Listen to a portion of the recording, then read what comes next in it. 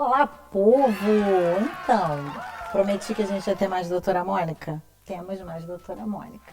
Pergunta do psicólogo. Pois é, vai responder nossas questões. A gente falou nos outros programas sobre crise de autoridade, que é uma questão que está aí para qualquer um ver. E dentro dessa questão da crise de autoridade surgiu uma outra questão, né? Como exercer a autoridade de maneira apropriada e adequada para os nossos filhos. E essa é a pergunta do programinha de hoje. Como exercer a autoridade?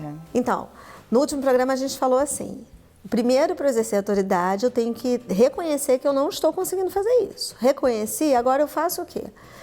Temos algumas etapas, né? A primeira e a mais simples, e talvez uma das mais difíceis, é aprender a dizer não. Porque a gente sabe que existem agora até algumas correntes de educação que falam que você tem que dizer não sem dizer não. Em vez de você dizer assim, filho, não pega isso, eu falo, filho, você pega aquilo ali.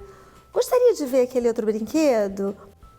Eu não faço parte, né, já deu para perceber, dessa corrente de educação, de psicologia, porque eu acredito que o não é estruturante. Eu me lembro até que tem um programa daqui do Mamaline. Nesse programa, a gente vê você falando sobre isso, né, Mamaline? Sobre como dizer o sim e como dizer o não. O não é estruturante, o não é importante psiquicamente e nós não deveríamos ter problemas, em dizer não. Eu já vi pais que tinham dificuldade de dizer não porque eles próprios têm dificuldade de ouvir um não, né? Então, sem eles perceberem, acaba projetando uma psicodinâmica muito inconsciente, ele também tem dificuldade de restringir, já que ele não se restringe facilmente. Aí a gente estava conversando, né, sobre as diferentes etapas do desenvolvimento infantil. Para uma criança pequena, basta um não firme e sólido. O que é um não sólido, Mônica? É você dizer não. Não por quê? Não. Isso é suficiente. Com 2 anos você já pode começar a dar algumas informações. Não pode bater no amigo, não pode puxar o cabelo, não pode pegar sem pedir. Não é só uma palavra, né? É uma implicação. Não pode. Né? Então, ele vem com uma carga que vai no seu rosto, que vai no seu tom de voz. Não é um não gritado. Não! Não é uma coisa histérica, descontrolada, mas é um não bem posicionado e ele vai perceber, porque partiu de dentro de você esse alarme de que realmente eu não posso passar dessa linha. Então, isso que você está falando é bem importante, porque às vezes as pessoas falam um não sem convicção. Não pega não, tá? Isso parece mais um bate-papo. No nível, se você quiser, você pode pegar. Não pega não, tá? Não faz isso não. Outra coisa que a gente às vezes vê é os pais falando um não tão vazio. Filho, não faz isso. Parece um carinho. Parece que tá trocando uma ideia, como quem fala, filho, quer ir lá na pracinha? Ele está mixado, ele tá misturado com outras informações. Não está explícito, não está notório, que nem você falou aqui, que isso é inadmissível. O não, ele tem que informar que é inadmissível aquela conduta, é inadmissível aquela escolha, eu não admito isso, e não vai sair um não admito assim, não, eu não admito. Isso, né, a gente não fala um não admito assim, né? Não, eu não admito isso. Não sai assim. Fala assim, não pode. Esse não pode significa eu não admito. Não tenta passar dessa fronteira aqui, não tenta passar desse limite. Não, mas assim, o meu não tá tão comunicando. Eu lembro uma situação que aconteceu com o Natan, ele tinha uns 10 meses. Eu lembro a data porque foi a época que a minha irmã foi morar fora. E a casa dela era um apartamento que a cozinha era americana e tinha comunicação, a sala com a cozinha. E tinha uma delimitação, que era o piso da cozinha era piso frio e da casa era carpete. E eu falei para ele ia engatinhando, ele nem andava ainda, ele ia engatinhando. Quando ele chegava naquela fronteira com a cozinha, da onde eu estava, eu falava, não. Aí ele chegava para trás, engateava, voltava, ia naquela direção, eu já falava, não, falava mais nada, só aquela comunicação do não, ele já compreendia que alguma coisa não estava normal, se arrumava e voltava para andar para outro espaço. Após essas intervenções, eu não precisei voltar a falar não. Ele já chegava até aquela fronteira e voltava, não entrava para a cozinha. E eu lembro que isso ficou tão assim explícito para mim que eu falava para minha irmã, eu falei, você tá vendo como que entende? Porque às vezes a gente pensa assim, tá engatinhando, nem fala, não entende. Mas ele entendeu um comando, tem alguma coisa diferente. Então, isso já vai ajudando ele a se estruturar a esses comandos. Quando fica maior, que é o que você estava falando, né, das fases, assim, isso vai se estendendo e vai tomando outras dinâmicas, mas continua acontecendo. Como os pais, né, na nossa geração estão com muita dificuldade, estão com muito medo ou com algumas convicções, vamos educar sem limitar. Isso de dizer não, parece que não está acontecendo uma coisa que é uma questão para os pais. Será que se eu disser não para meus filhos, eu estou cortando a possibilidade de diálogo, que é um medo que os pais têm, né? Então, se eu disser simplesmente um não e não explicar porque um bebê muito pequeno, você não tem como explicar, simplesmente um não. Não, por que não?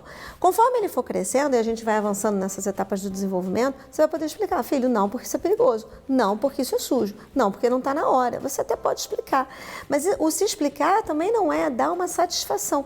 Não, hoje não dá, porque já está muito tarde, você está vendo que horas são? A gente tem acompanhado, assistido muitos pais reféns dos seus filhos, né? Com esse sentimento, eu tenho que explicar muito bem, porque senão ele pode ficar muito chateado, ele pode ficar frustrado, ele pode ficar...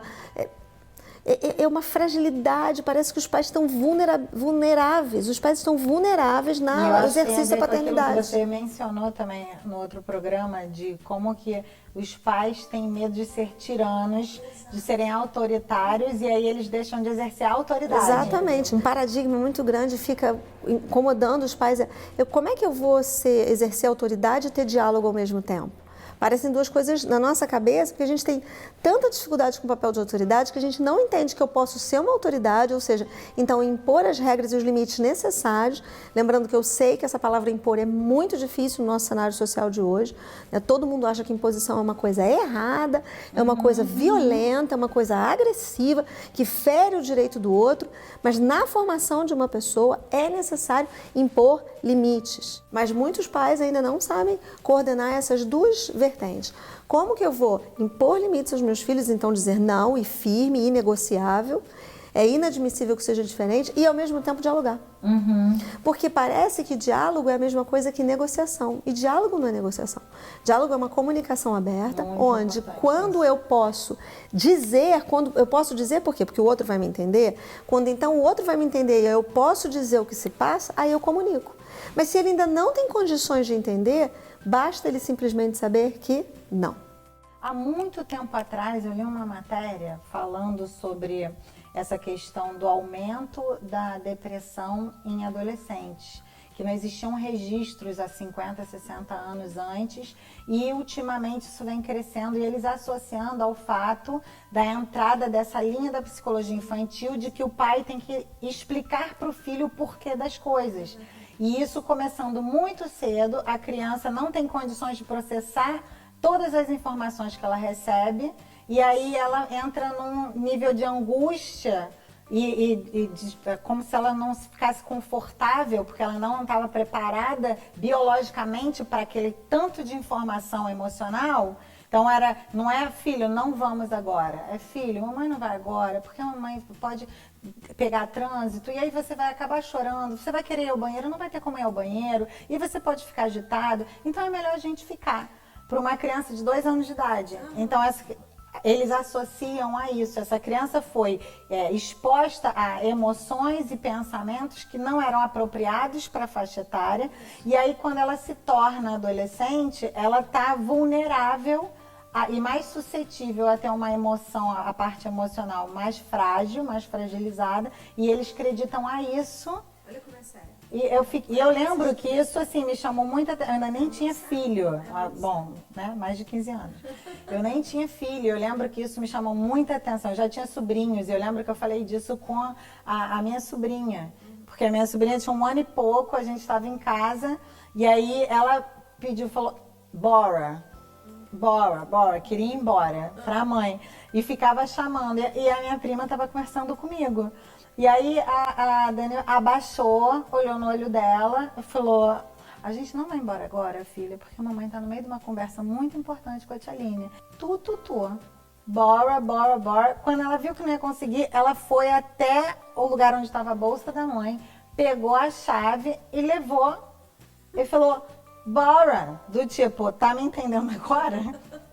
Aí eu lembro que na hora isso me chamou a atenção. Eu falei com a minha prima, eu falei, cara, é isso, ela não entende tudo que você explicou. Ela só precisa entender o seguinte, não vamos embora porque eu não quero. E ela vai ter que aprender a administrar esse não, né? E aí, na hora eu falei, cara, presta atenção.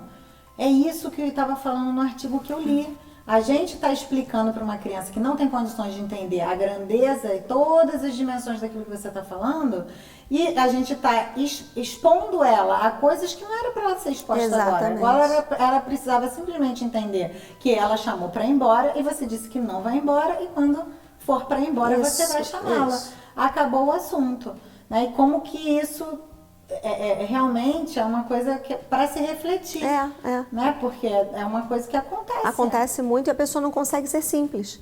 Ela fica isso. desconfortável em ser simples e simplesmente dizer não. Exatamente. E aí, como não cria um limite, as crianças vão ficando sem limite, sem limite, sem limite. E aí... E muito fragilizadas para frustração. Muito. Né? E quando a vida disser o não, elas não sabem administrar. Você imagina que tragédia que é isso. Então, o fundamental é o pai se sentir confortável para dizer um não. Um não que nem você falou, Mamaline. Firme no olhar. E eu acho que a gente agrega valores. Sim, sim. Porque já existe um entendimento. Então, você dá uma comunicação, mas você agrega um valor. Isso, então, exato, meu filho, ótimo. Você não vai comer Ótimo. agora. Mãe, quero comer chocolate. Não, você não vai comer chocolate. Ah, mas eu queria comer chocolate. Você não vai comer chocolate porque você ainda não almoçou, você ainda não jantou. Depois que você jantar, você pode comer chocolate. Exato. Né? Tá claro que não vai ser bom para você, você tá entendendo que existe uma ordem para as coisas acontecerem, né? E não vai, mãe, vai todo mundo fazer não sei o quê. Você não vai. Então, assim, a gente tem condições realmente de ter o diálogo, né? Acho que realmente, assim, foi tão importante você salientar, porque são coisas que a gente percebe, mas a gente não pontua. E porque a gente não pontua, talvez a gente não observe, não pratique e não tenha os resultados que a gente gostaria. Não vai conseguir ter. Não vai conseguir ter. Cabeça, muito obrigada. Gente, olha a minha cabeça. Essa pessoa, cabeça pensante, inteligentíssima. Todas as vezes que ela fala isso. Profissional maravilhosa, uma amiga querida. E especial para o nosso canal, porque ela trabalha muito nos bastidores, gente, vocês precisam saber disso, tá? Ela me ajuda nas pautas, a gente discute os assuntos e agora ela tá aqui, diante das câmeras, para agregar valor ao nosso programa e ajudar cada um de vocês que está aí assistindo na educação do seu filho.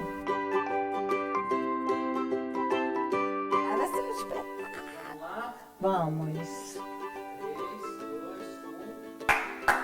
Gente, o bate-papo foi tão incrível que surgiu uma outra questão aqui, que a gente continuou conversando. Então tem parte 2 para você. Sabe o que a gente vai perguntar para a Mônica? E quando o não funciona, o que a gente faz?